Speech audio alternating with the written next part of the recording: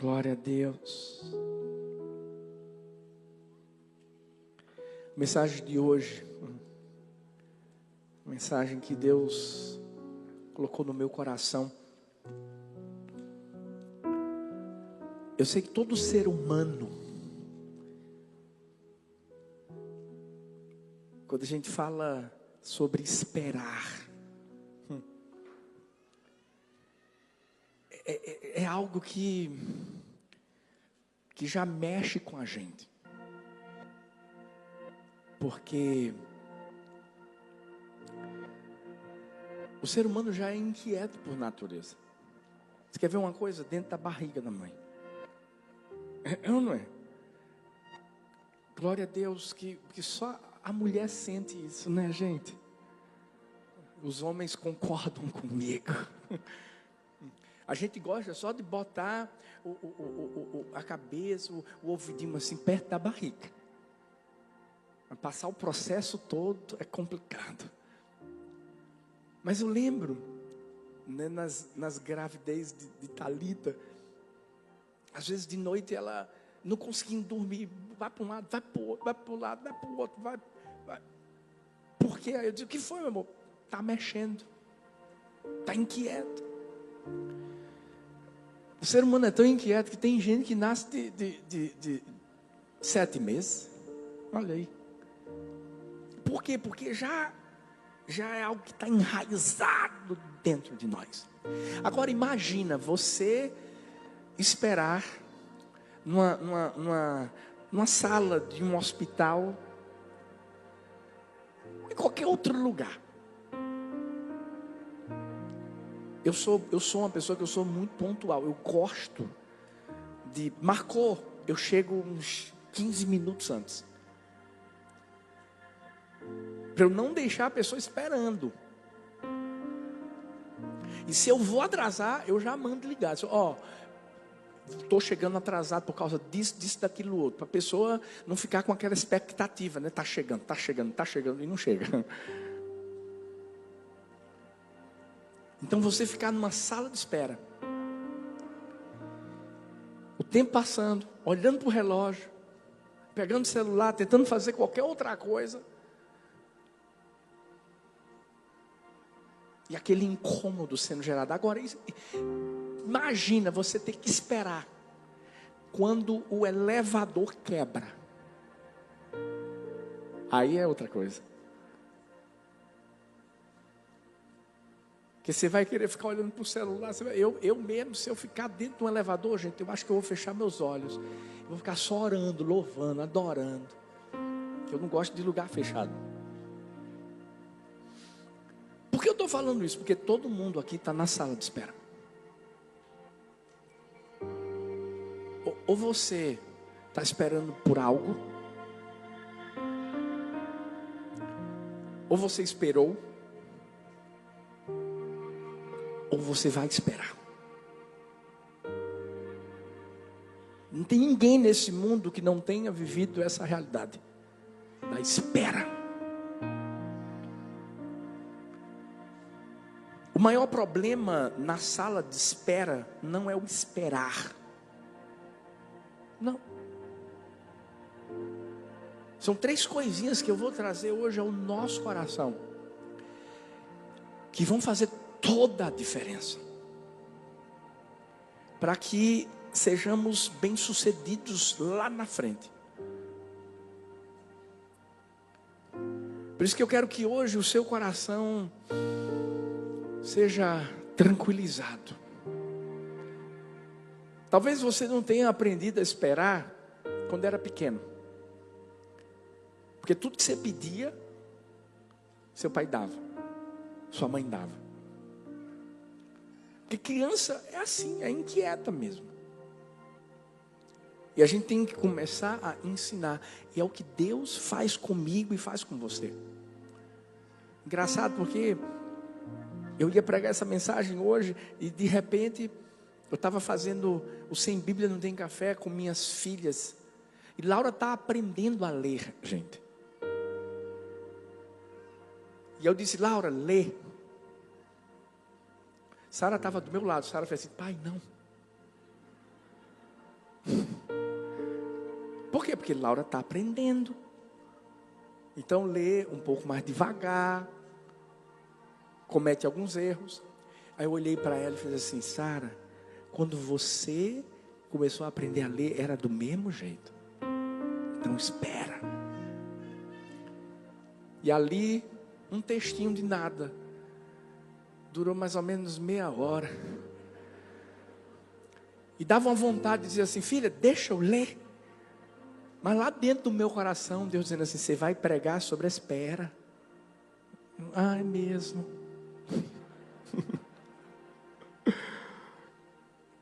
E ao mesmo tempo eu estava ensinando a Sara a esperar. Sabe, se seu pai e sua mãe não te ensinaram a esperar, hoje o seu Pai Celestial vai te ensinar a esperar. Sabe por quê? Porque eu acredito, mas eu acredito mesmo que vale a pena. Sabe, vale a pena você esperar pela pessoa certa.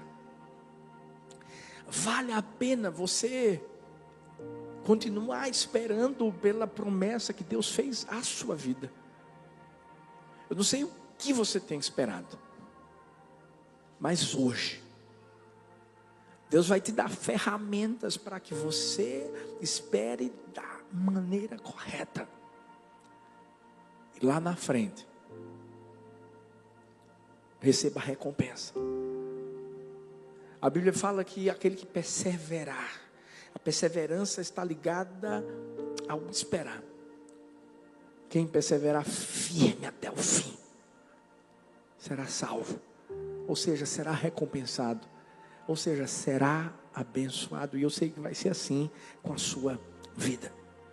Então, como é que eu espero, pastor? Primeiro, na sala de espera, para onde você está olhando?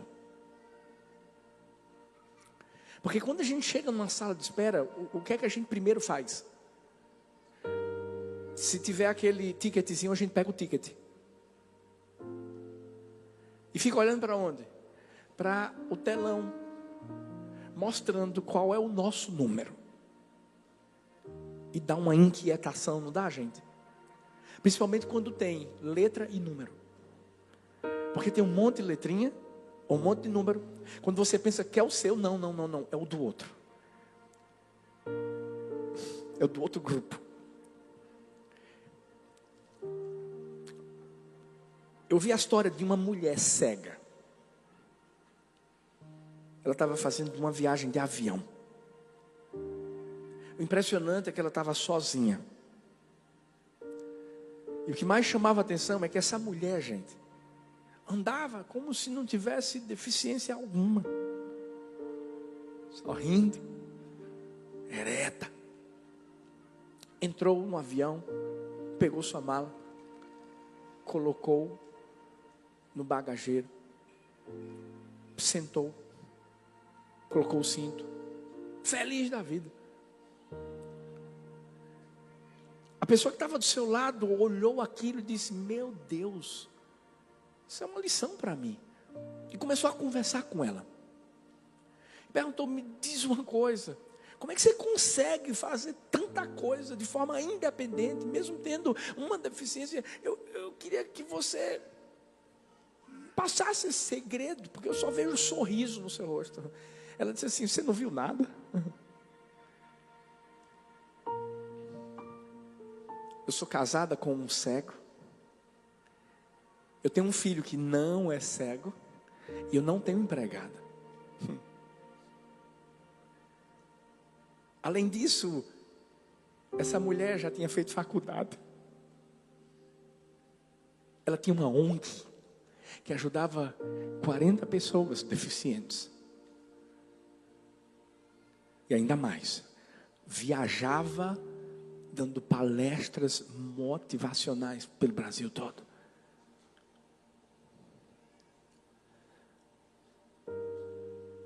Sabe por quê?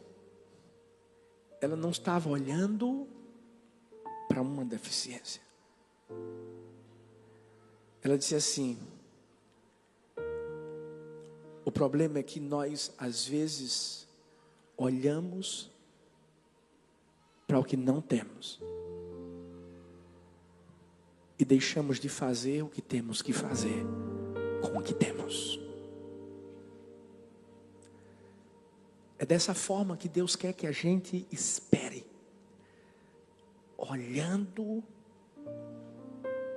para o foco correto, olhando para o alvo. Tem gente que quando está na sala de espera só olha para a fila da espera, só olha para o que aconteceu na vida do outro e não aconteceu na sua. Sabe aquela pessoa? A gente teve Vigilhão do Amor na sexta-feira, gente. Foi demais o Vigilhão.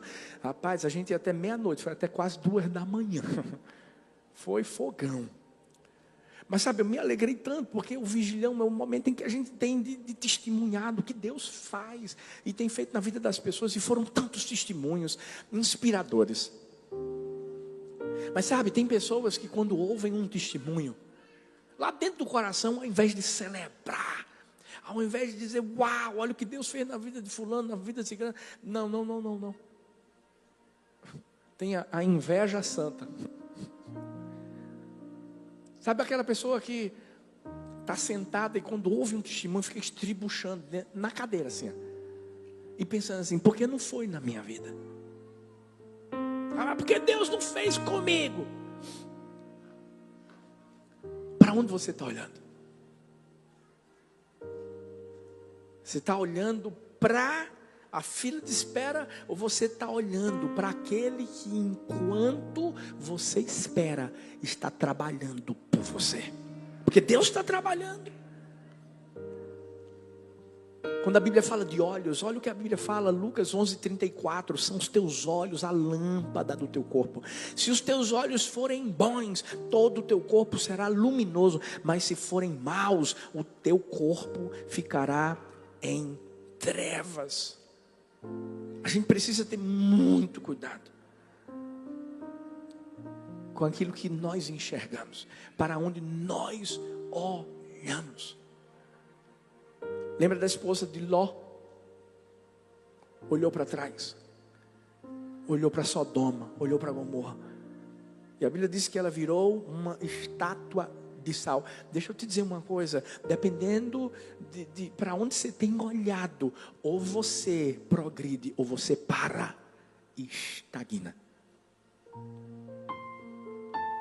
Quando eu e Thalita chegamos em Paulista, nós não olhamos para 7 pessoas, nós olhamos para uma cidade. E nós lá dentro do nosso coração, nós criamos, Deus vai ser de Paulista para o mundo. Ah, Deus, nós cremos que o que o Senhor tem para fazer aqui nesse lugar não se resume a um número de pessoas, não. Porque a Bíblia diz assim, ide por todo mundo. Esse é o nosso chamado. É isso que Deus fala comigo, com você. Mas às vezes nós estamos olhando para o lugar errado. E nós precisamos esperar, olhando para a pessoa certa. Precisamos esperar, trazendo a esperança de que Deus está trabalhando. Em Isaías 40:31, quando a Bíblia fala sobre esperança, é interessante porque essa palavra esperar ou esperança pode significar algo como torcer juntos, como os fios de uma corda que estão interligados. Quando a gente espera, a gente tem que olhar para Deus de tal forma que a gente vai se envolver em Deus. E Deus vai se envolver em nós. E quando vem o desânimo, porque vem o desânimo, porque vem a vontade de desistir, porque vem a desesperança. E quando a gente está desanimado, sabe o que é que vai acontecer? Deus nos puxa. É como aquela corda, você puxa, que tem várias outras cordas interligadas, e que ela fica mais forte. Ele tenta nos lembrar que nós não estamos sozinhos. Por isso que a Bíblia diz que devemos olhar firmemente para o autor e consumador da nossa fé. Sabe quando vem a preocupação? Sabe quando as circunstâncias ruins vêm? Sabe quando as adversidades chegam? Continua olhando para Deus. Continua olhando para Deus. A Bíblia diz assim: vinde a mim todos vós que estáis cansados e sobrecarregados, e eu vos aliviarei. Quando Hebreus 4, 2, 3 fala sobre descanso. O descanso é um lugar. E esse lugar é a presença do Senhor. Sabe quando a gente está em Deus? Sabe quando nossos olhos estão nele? A preocupação vem. Mas a gente confia. Eu gosto daquele episódio em que Jesus estava dormindo dentro de um barco que balançava, que era afligido pelas ondas, mas Jesus descansava. E por que ele fazia isso? Sabe por quê? Porque os olhos de Jesus estavam no Pai. Jesus sabia que o Pai estava cuidando dele. Sabia que ele podia descansar. Sabia que a presença de Deus, quando o Salmo fala: ainda que eu ande pelo vale da sombra da morte, não temerei mal algum, porque tu, Senhor, estás comigo. Tudo muda quando a gente acredita que Ele está conosco. E a gente começa a descobrir uma realidade. Às vezes a gente pensa que foi a gente que primeiro olhou para Ele, mas a verdade é que foi Ele que já estava olhando para nós. Sabe, Zaqueu, quando sobe naquela árvore e que fica eufórico para poder ver Jesus passando, e imagina que Jesus não ia nem vê-lo. Zaqueu pensava que era Zaqueu que ia olhar para Jesus, mas era Jesus que já estava olhando para Zaqueu. Porque quando ele sobe, Jesus diz assim: Zaqueu, desce depressa, porque hoje me convém ir à tua casa. Olha bem para mim. Eu creio.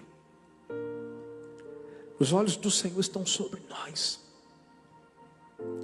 Às vezes são os nossos olhos que não estão nele. E por não estarem nele, tudo que a gente vê é uma fila de espera. Tudo que a gente vê são as dificuldades. Mas a gente tem que fazer o que a Bíblia diz: elevo os meus olhos para os montes. De onde me virá o socorro? O meu socorro vem do Senhor, que fez os céus e a terra. Sabe por que o salmista fala sobre olhar para os montes? Porque no contexto histórico, colunas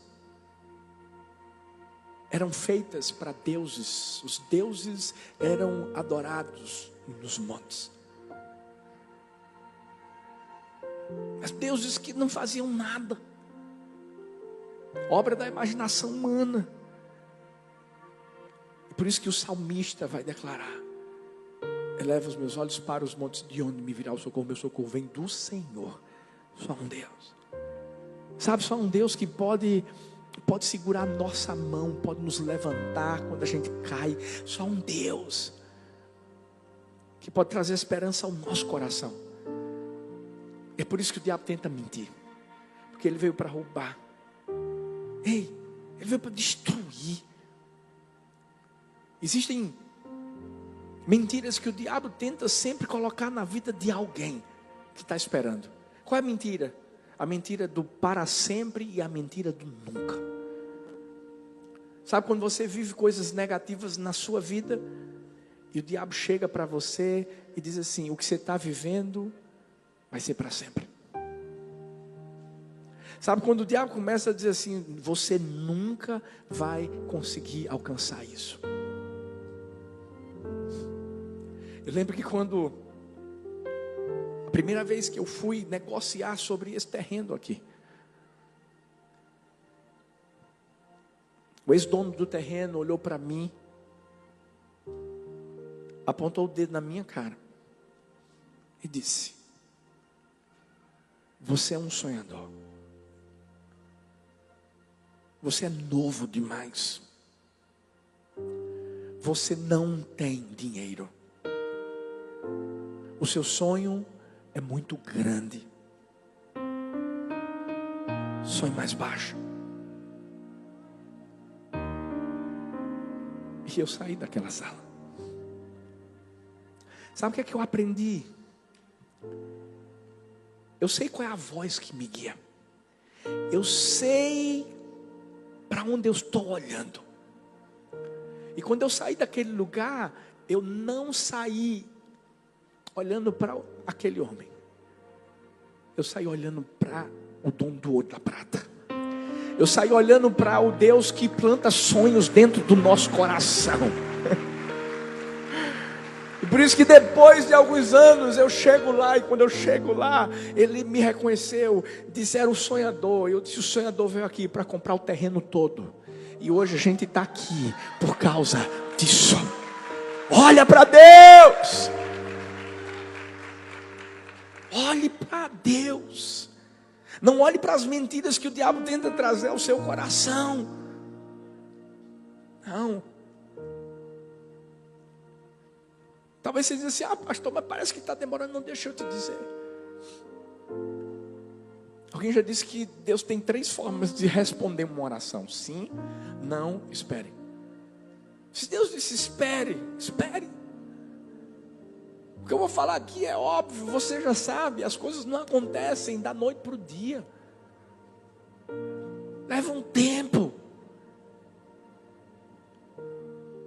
Mas se Deus disse que ia fazer, Ele vai fazer. A paciência, eu costumo dizer que ela é como uma semente, gente. E sementes levam tempo para germinar. Você sabe que não é da noite para o dia. Vai lá, coloca a sementinha. Planta lá. De repente, ela cresce. E quando cresce, você começa a colher os frutos. Alguém disse que paciência é a estabilidade sob provocação. É a resistência perante a adversidade. Para onde você está olhando? Você está olhando para aquele telãozinho? Esperando lá a fila de espera? Agoniado? Para onde você está olhando?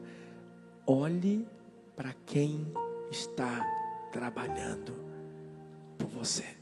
Deus está trabalhando na sua casa. Deus está trabalhando no seu trabalho. Você está há tanto tempo esperando a promoção. Meu Deus, a promoção, a promoção. Gente, o que eu ouvi de testemunho aqui na sexta-feira, do que Deus fez durante a pandemia, de portas de trabalho, de prosperidade sobre negócios, de gente que tinha tudo para dar errado nessa pandemia. Puf, Deus foi e abençoou. Espera, mas olha para ele. Por que Pedro afundou?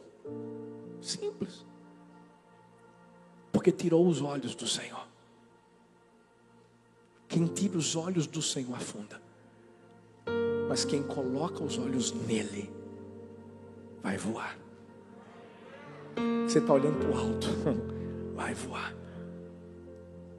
Então, primeiro, na sala de espera, para onde você está olhando? Segundo, na sala de espera, o que você está fazendo? Isaías 40:31 diz: mas os que esperam no Senhor renovarão as suas forças, subirão com asas como águias, correrão e não se cansarão, caminharão e não se fatigarão. Olha que coisa interessante, a Bíblia diz que quem espera no Senhor tem suas forças renovadas. Podia até parar por aí, né? O texto já seria lindo, mas olha que coisa. A Bíblia diz que quem espera sobe, corre, caminha. O que isso quer dizer? Que quem espera, não espera sentado. Você tem que agir.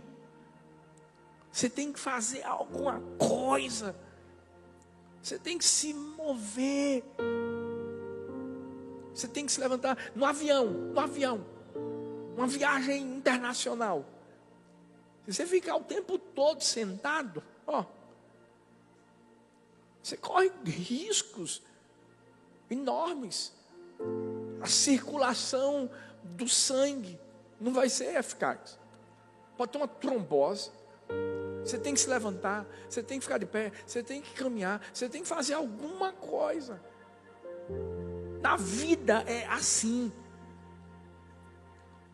Quando a gente espera em Deus, a gente está confiando nele, a gente está dependendo dele, a gente tem fé nele, crê que o tempo é dele, mas a gente tem que fazer a nossa parte. Por quê? Porque Deus só renova forças para quem vai voar. Deus só renova forças para quem vai correr. Deus só renova forças para quem vai caminhar, ou seja, para quem vai continuar seguindo em frente. Porque Deus quer nos treinar, Deus quer nos capacitar, Deus quer nos amadurecer. A gente sempre diz aqui, se a água parada dá dengue, meu filho. A vida da gente é assim, se a gente ficar parado, pode ter certeza de que não vai ter coisa boa. Nós nunca paramos. Nunca. A igreja do amor é uma igreja que tem vivido coisas intensas todos os anos. A gente nunca para. Todo ano é uma promessa diferente. Inclusive a do ano que vem, se prepara, porque já está aqui no meu coração. Eu disse na sexta, eu disse, gente, se esse ano é porção dobrada, e a gente está vivendo o que está vivendo, ano que vem porção dobrada vai ficar fichinha para o que Deus vai fazer em 2021, em nome de Jesus. Eu creio nisso. Mas a gente nunca ficou parado. Salmos 144:1 diz: bendito seja o Senhor, minha rocha, que adestra as minhas mãos para a peleja e os meus dedos para a guerra. É isso aí, a nossa espera está sempre aumentando nossa força, porque vai ter uma luta, vai ter uma peleja, mas vai ter vitória. Por quê? Porque quando a gente está esperando, a gente está lutando contra o diabo. O diabo nunca soube esperar. Por isso que o seu coração se tornou orgulhoso. Ele queria ser maior que Deus. E infelizmente caiu. Sabe o que ele quer que aconteça? Que a gente também caia na desesperança. Alguém disse que esperar não é uma esperança vazia. Existe a certeza interior de alcançar o objetivo. Quando a gente tem essa certeza, a gente se move em direção ao objetivo.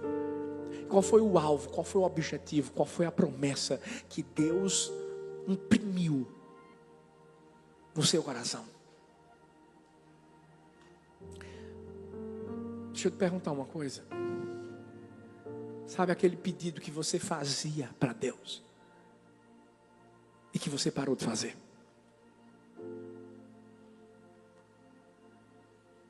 Porque o diabo diz assim, esquece, deixa para lá.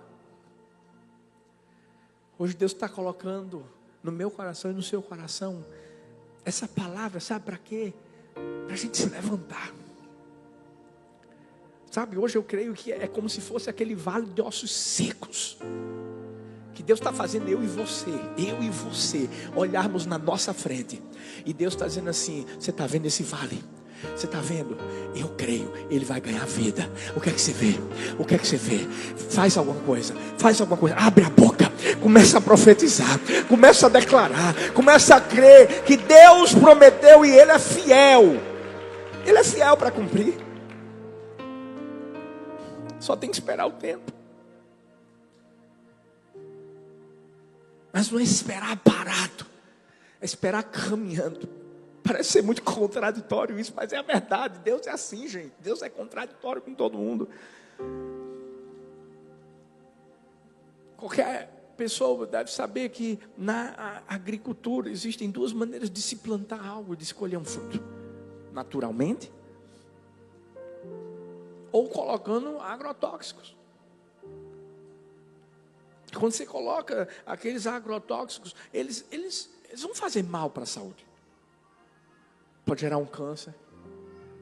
Por quê? Porque quando você coloca o agrotóxico, é porque você não quer esperar o tempo certo para que aquela fruta, aquela verdura cresça. Naturalmente, vai esperar um tempo maior. Às vezes 6 vezes mais tempo. Mas é diferente. Quando você come aquela fruta ou aquela verdura. Que bom que ninguém está com fome agora, né? Vou falar de comida não, gente. Gente, tem uma lasanha me esperando. Estou brincando. Na nossa vida é assim.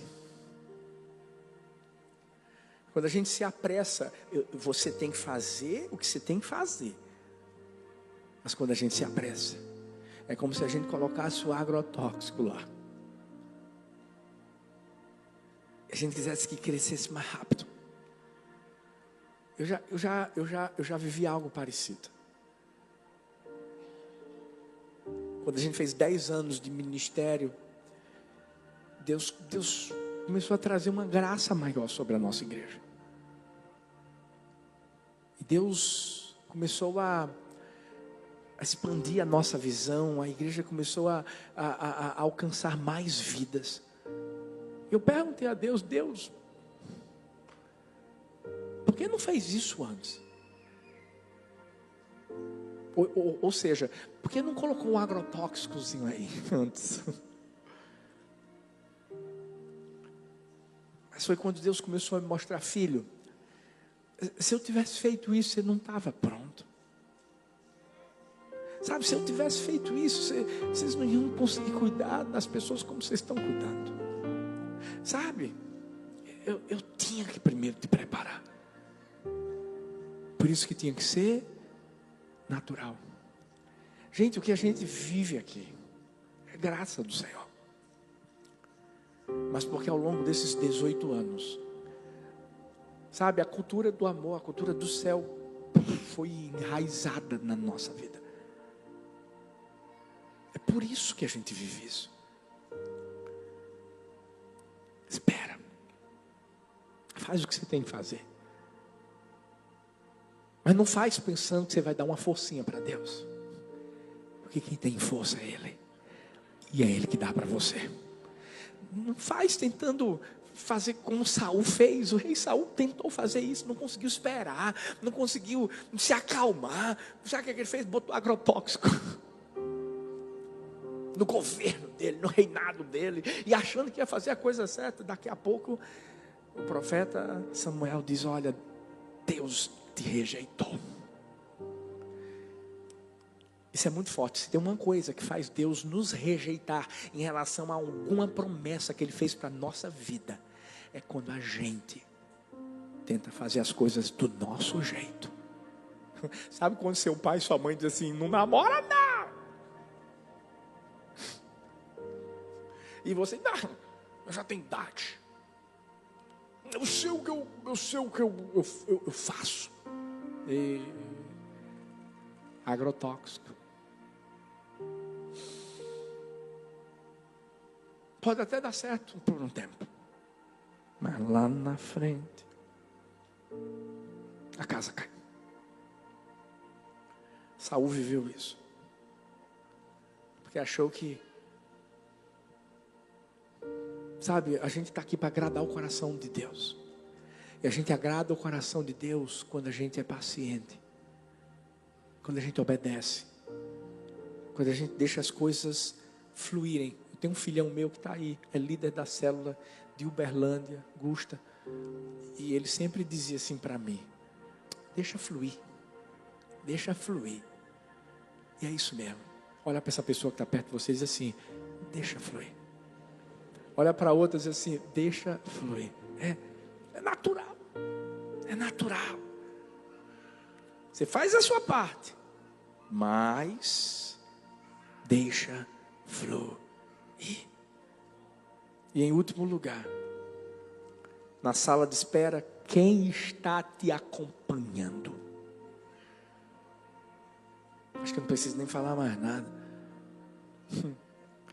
Provérbios 13, 20 diz assim: quem anda com os sábios será sábio, mas o companheiro dos tolos sofre aflição. Você pode decidir ir para um médico sozinho ou acompanhado. Geralmente a pessoa vai acompanhada. Se você for fazer, por exemplo, uma endoscopia, você tem que ir acompanhado, né? Porque depois você fica grogue. Gente, eu já vivi cada situação em endoscopia. Teve uma vez que eu fiz a endoscopia, meu pai estava comigo lá. E o sonho do meu pai era que eu fosse médico. Olha aí, gente. E nessa época eu já fazia direito, já estudava direito, já estava fazendo teologia. E eu do nada, eu disse: pai, eu quero fazer medicina. Na hora, meu pai deu um pulo. Aí, filho, eu sabia que ia chegar esse dia.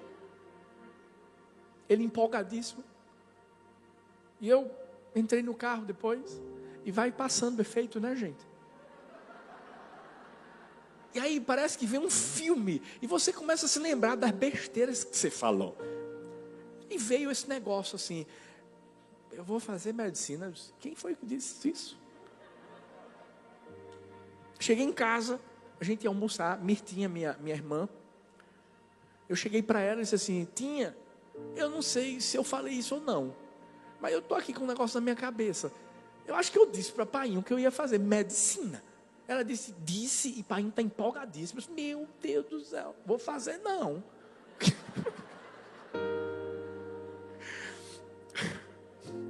A gente se sentou na mesa. Quando sentou na mesa, a gente orou. Aí depois disse: pai, eu disse para o senhor que eu ia fazer medicina. Falei ainda rindo, né?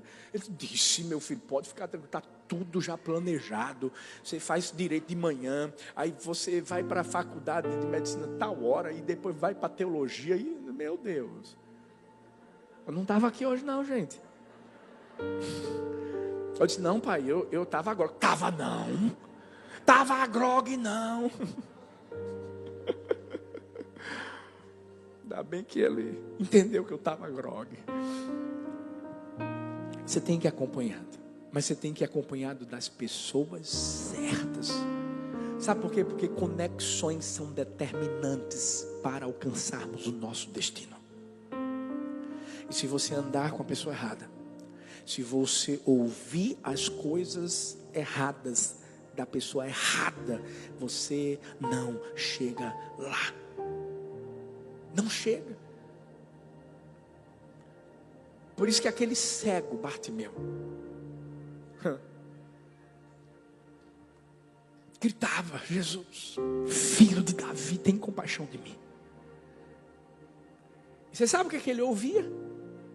As pessoas dizendo: cala a boca. Sabe, os próprios discípulos não se posicionaram para trazer Bartimeu até Jesus. Mas ele continuava gritando. Ele continuava gritando. Até que ele chegou junto. E foi curado. Sabe quando Jesus vai curar a filha de Jairo?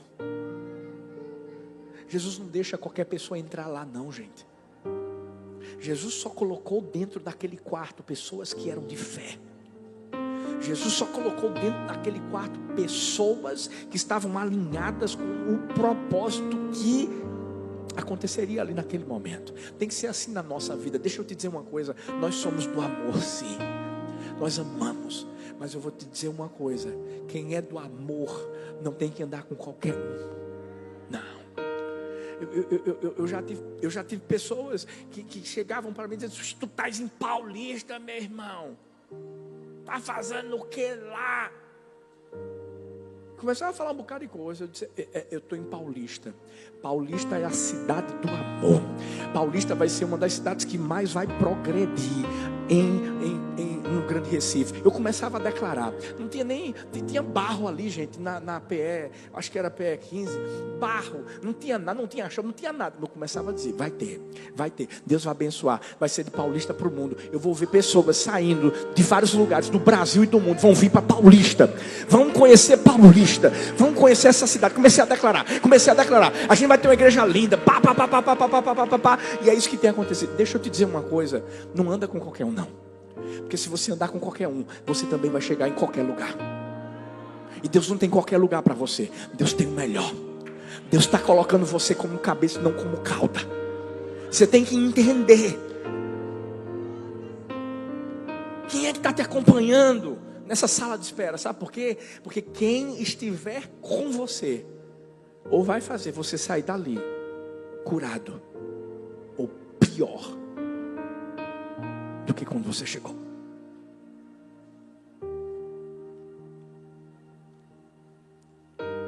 Quando a Bíblia diz que as más companhias corrompem os bons costumes, é porque essa é a verdade. Se você não tomar essa decisão, você deixa de viver o que Deus tem para a sua vida. Seja sábio. Seja sábia. Aí você está orando pela sua família, pela sua casa. Você está orando por uma porta de trabalho. Você está orando por uma promoção. Você está orando para passar no concurso. Você está orando para Deus fazer um milagre. E tem sempre alguém perto de você dizendo: rapaz, tu ainda acredita nisso? Seja sábio. E você vai ver onde você vai chegar. Como é que eu sei, pastor? É simples. Você sabe aqui dentro. Você sabe. Sabe aquela pessoa que você chega perto, você já se sente mal? É ou não é? Aquela pessoa que quando te liga, você já fala: miséria, atendo não. Bicho, não atendo. Você já sabe o que é que vai vir por aí, meu filho.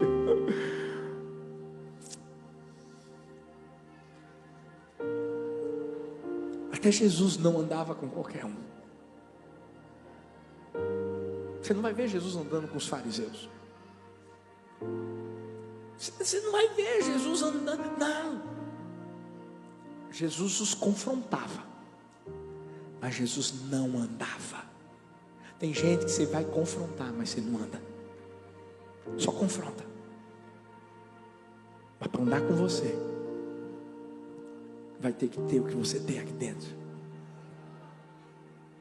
Vai ter que olhar para onde você está olhando. Vai ter que querer chegar onde você está chegando.